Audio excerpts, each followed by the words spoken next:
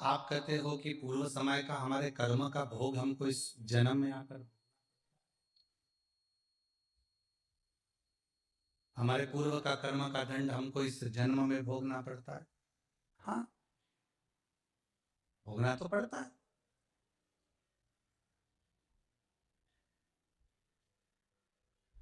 पहले जब हम छोटे थे,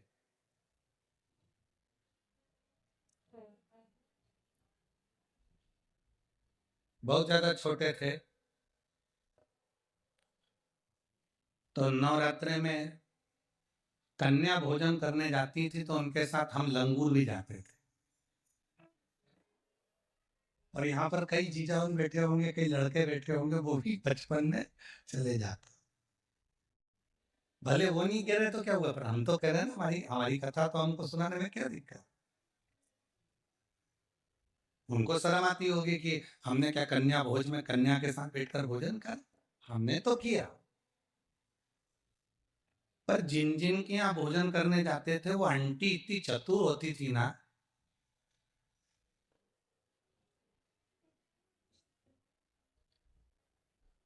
पूड़ी बनाती है, हलवा बनाती, सब्जी बनाती। अब उस समय पर हमें भी 3-4 घर में भोजन करने जाना पड़ता। तो कई घर ऐसे थे कि जहां पर हम भोजन नहीं कर पाते तो वो क्या करती, बेटा जितना खाना उतना खाना, बाकी का बांध के ले जा। वो आंटी इतनी चतुर थी कि हमें जितना खाना होता था उतना खा लेते थे, और बाद में वो आंटी ऐसे पूरा पत्तल की ऐसी घड़ी बना के उसमें पूरी सब्जी सब रख के और हमको दे देती थी, और साथ में विदा में एक केला भी दे देती थी, और हम चले गए।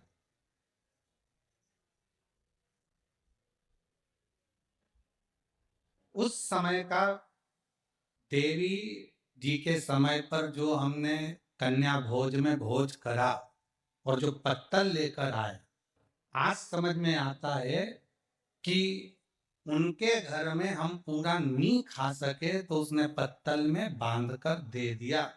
उसी तरह ऊपर भी हमारा कर्म का दंड हम पूर्व जन्म का नहीं भोग सके तो उसने हमारे जन्म के साथ पत्तल में बांध कर अभी दे दिया।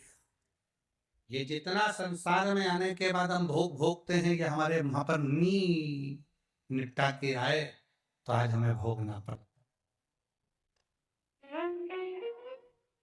कोई पूर्व का कर्म जो था वो हम नहीं भोग सके तो उसका थोड़ा सा भाग रह गया, और वो भाग आज हमको भोगना। और कोई पिछले जन्म के अच्छे कर्म मुझे हम पिछले जन्म के कर्मों का भोग भोगते भोगते भोगते भोगते इस जन्म का भी भोग भोग रहे हैं। और कोई हमारे पूर्व में हमने कोई पुण्य करा होगा, मेरी जीजियों ने, मेरे जीजाओं ने, मेरी बेटियों ने, बेटाओं ने, मेरे बुजुर्ग माँ बाप ने कोई पुण्य करा होगा, उस पुण्य का फल ये मिला कि बड़ौदा में शिव पुराण की कथा हुई और उस पंडाल में अपन जाकर, ये पूर्व का पुण्य, पूर्व का कोई अच्छा कर्म हमारी जिंदगी में हमने करा होगा तो वो हमारे सामने आकर प्रकट हो।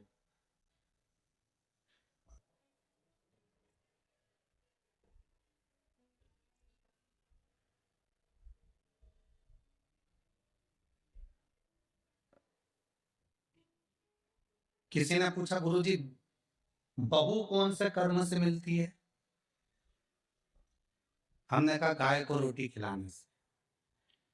अच्छा, हाँ, पूर्व जन्म में गाय तुम्हारे दरवाजे पर आती थी, तुम्हारे दरवाजे पर खड़ी रहती थी रोटी के लिए, तुम रोटी लाकर देती थी, वो खा लेती थी। दूसरी बार फिर आती थी, तुम रोटी नहीं देती थी, घर के लोग कहते थे देते, अभी तो दी थी, अभी तो दी थी, और उसको डंडा उठाकर चिल्लाकर भगा देते। बस वो ही गाय तेरे घर बहू बन के आई। सुबह की चाय दे देती है बहुत अच्छे से, दिन की मांग के दे। मांग, अरे मम्मी अब भी तो पीछी तुमने, सबकी चाय बनाऊंगी तो क्या तुम्हारी भी बनाऊंगी? ये तो अब भी सर्विस से आए, नौकरी से आए, इनकी बनाऊं कि तुम्हारी बनाऊं? बस अगर उस समय पर रोटी 2 बार भी दे देती तो 2 बार चाय भी मिल जाती। दो पूर्व कर, पिछला हिसाब बना।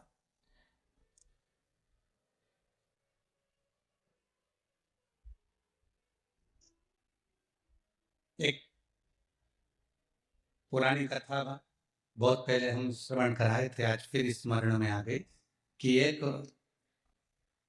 राजा के लड़के की शादी हुई और राजा के लड़के की शादी हुई और घर में बहू आ गई। शयन कक्ष में बहू पहुंच गई सोने के लिए। बेटा सो रहा था, पत्नी ने उस राजा के लड़के की तलवार जो निकाली म्यान में से, म्यान इतनी सुंदर है, इतनी सुंदर म्यान, और म्यान में से जैसे उसने सोचा कि म्यान इतनी सुंदर है तो तलवार कितनी सुंदर होगी, जो तलवार निकाली और तलवार की चमक के कारण वो हाथ से छूट गई और राजा का बेटा जिससे उसकी शादी हुई थी वो मर गया। तलवार छूटते उसी के ऊपर गिरी और उसका गला कट गया, वो मर गया। उस बहू ने विचार करा कि मुझे मृत्यु दंड मिलेगा, राजा का इकलौता लड़का है। उसने उस राजा के लड़के को खींचा, तुलसी के क्यारे के पीछे ले जाकर उसको पटका और कक्ष में चली गई। सवेरे सवेरे मंदिर में पंडित जी पूजन करने आए और वो चिल्ला चिल्ला कर आवाज लगाने लगी, हाय मेरे पति को मार दिया इस पंडित ने, ये पंडित ने मेरे पति को मार दिया, चिल्ला चिल्ला कर आवाज। राजा के दूत आ गए, पंडित जी को पकड़ कर ले गए, अंतिम संस्कार किया बेटे का। अब दंड देने की बारी है। राजा ने कहा कि अब इसको दंड सुनाना है, पर इस पंडित ने, इस ब्राह्मण ने मेरे घर के मंदिर की बहुत सेवा की, इसने मेरे बेटे को क्यों मारा वो पता नहीं। पंडित जी हाथ जोड़कर बोले, महाराज मैंने आपके बेटे को नहीं मारा, मैं सत्य बोल रहा हूं, मेरी बात पर विश्वास तो करो। कोई नहीं। आखिरी में राजा ने सोचा कि पंडित को मृत्यु दंड नहीं देंगे, जिस हाथ से पंडित ने मेरे बेटे को मारा है उसका हाथ काट दिया जाए। उसका हाथ काट दिया, एक हाथ का रह गया। अब पंडित जी ने मन में सोचा कि मैंने कौन सा पाप करा था ऐसा जो मेरा एक हाथ कट गया। गुरु के पास जाऊंगा, अपने गुरु जी से पूछूंगा कि मैंने पाप कौन सा करा। पंडित जी पहुंच गए अपने गुरु जी के पास में, और जो गए गुरु जी के पास में तो गुरु जी तो घर में नहीं थे, उनकी धर्म पत्नी थी। जैसे ही दरवाजा बजाया, गुरु जी गुरु जी गुरु जी, इतने में पत्नी दौड़ कर आई, कौन गुरु जी? ना जाने कहां से आ जाते हैं चिल्लाने के लिए, मेरे गुरु जी यहीं रहते थे। हाँ, कहीं पर पड़ा होगा तेरा गुरु, चल निकल यहां से। पत्नी चिल्ला कर दौड़ी, पंडित जी चले गए। फिर इंतजार करे मेरे गुरु आएंगे, और गुरु जी आए। दरवाजा बजाया, पत्नी कहीं गई थी, दरवाजा खोला गुरु जी ने। गुरु जी, हाँ बेटा तुम, ये तेरा हाथ कैसे कट गया? वही तो पूछने आया हूं गुरु जी कि मैंने कौन सा पाप करा था जो मेरा हाथ कट गया। मैंने तो राजा के लड़के को मारा भी नहीं और मुझे ये दंड मिल गया। पर गुरु जी मैं इस सब बात में पूछूंगा, पहले मेरा एक प्रश्न है उसका उत्तर दीजिए। गुरु जी ने पूछा, कौन सा प्रश्न? गुरु जी, मैं सुबह आया था, दरवाजा बजाया था, आपकी धर्म पत्नी ने मुझे खूब गाली सुनाई और आपको भी सुनाई। मेरा कर्म दंड बाद में बताना, पहले ये बताओ कि आपका पूर्व का कौन सा कर्म था जो ऐसी मिली है? ये मिली आपको, आप तो इतने विद्वान पंडित जी, इतने विद्वान गुरु जी, और आपकी पत्नी ऐसी मिली। तब गुरु जी ने कहा, देख बेटा, ये मेरे पूर्व जन्म की बात है। पूर्व जन्म में ये गधी थी, मैं कौवा था। इस गधी की पीठ पर वजन ढोते ढोते ढोते ढोते घाव हो गया। घाव के कारण एक फोड़ा हो गया था। मैं कौवा उड़कर आता था, इसकी पीठ पर बैठकर इसके घाव को खरोदता था। घाव खरोदते खरोदते वो गधी इतनी परेशान हो गई कि मेरे कारण बस वो भागकर हरिद्वार चली गई। मैं उसको ढूंढता ढूंढता कौवे की योनि में हरिद्वार पहुंच गया और फिर वो गधी मिल गई। मैंने फिर उसकी पीठ को खरोदा। वो दौड़कर गंगा जी में कूद गई। मैं भी गंगा में कूद गया। मर गए। मरे तो मैं इसका पति बना और ये मेरी पत्नी बनी। उस समय पर मैं अपनी चोंच से इसको खरोदता था, अब ये अपनी चोंच से मुझे अभी अपनी चोंच से मुझे खरोद रहे। गुरु जी, ये तो मैंने सुना, पर मेरा हाथ क्यों कटा? मैंने कौन सा कर्म करा? तो कहा, पूर्व समय में तुम एक संत थे, बैठे थे, तुमने नियम लिया था कि मैं सत्य बोलूंगा और सत्य के सिवा कुछ नहीं बोलूंगा। सत्य बोलने का नियम लेकर तुम बैठ गए।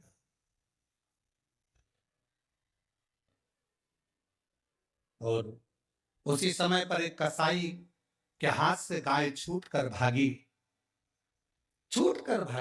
तुम तप कर रहे थे, गाय तुम्हारे सामने से निकल गई।